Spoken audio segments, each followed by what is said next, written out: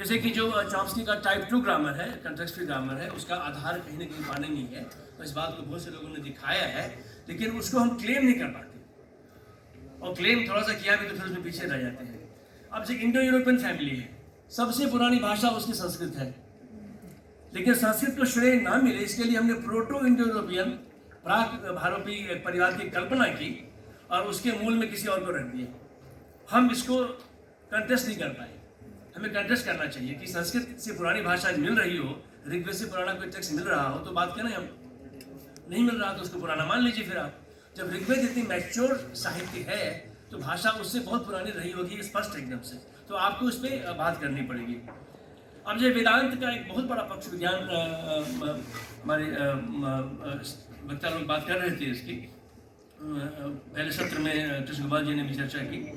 तो वेदांत के हम जो स्तर को आगे एक्सटेंड करें, आंतरिक विकास की बात करें, तो मैं थोड़ा सा इसको एक लेवल आगे ले जाऊंगा कि आर्टिफिशियली इंटेलिजेंट कॉन्शियसनेस यदि हम चर्चा करें तो can we compute consciousness, can we encode consciousness. Sanskrit की उपयोगिता उसमें आगे हमें चर्चा करनी पड़ेगी, उससे आगे बढ़नी पड़ेगी। और जो हमारे अन्य वक्ता ने कहा कि जो कॉग्निटिव साइंस का एक बड़ा पक्ष है जो संस्कृत से जुड़ा हुआ है, मुझे बड़ा आश्चर्य होता है कि मैं कॉग्निटिव साइंस रिसर्च इनिशिएटिव जो DST का है उसकी कमेटी में हूँ, लेकिन संस्कृत के प्रपोजल नहीं आते। एक वेदांत का प्रपोजल आया था, बहुत कमजोर था, वो उससे रिजेक्ट हो गया। तो संस्कृत के प्रपोजल आने चाहिए। मैंने कई लोगों से कहा कि आप स्फोट पे प्रपोजल दीजिए। आप पाणिनि के बाद जो स्फोट है, देखिए पाणिनि के अनुवाद से पहले पश्चिम को ये ज्ञात नहीं था कि आप गणित का और स्टैट का प्रयोग भाषा पे भी कर सकते हैं, साहित्य पे भी कर सकते हैं, ये ज्ञान नहीं था।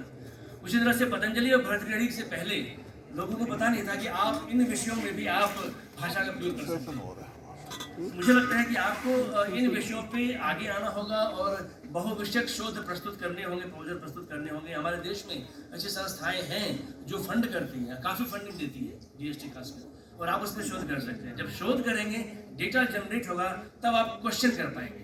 जैसे वो प्रश्न पूछा था उन्होंने कि हम विदेश को ही पहले क्यों लेते हैं। अपने मॉडल विकसित करें, अपने मॉडल को आप डेटा के साथ प्रस्तुत करें, तब आप उनको उनसे लड़ पाएंगे, उनसे कर पाएंगे। अब ये बात आती है कि अब इन सब स्थिति में हम संस्कृत को प्रमोट कैसे करें, ये बड़ा एक जीवंत प्रश्न है।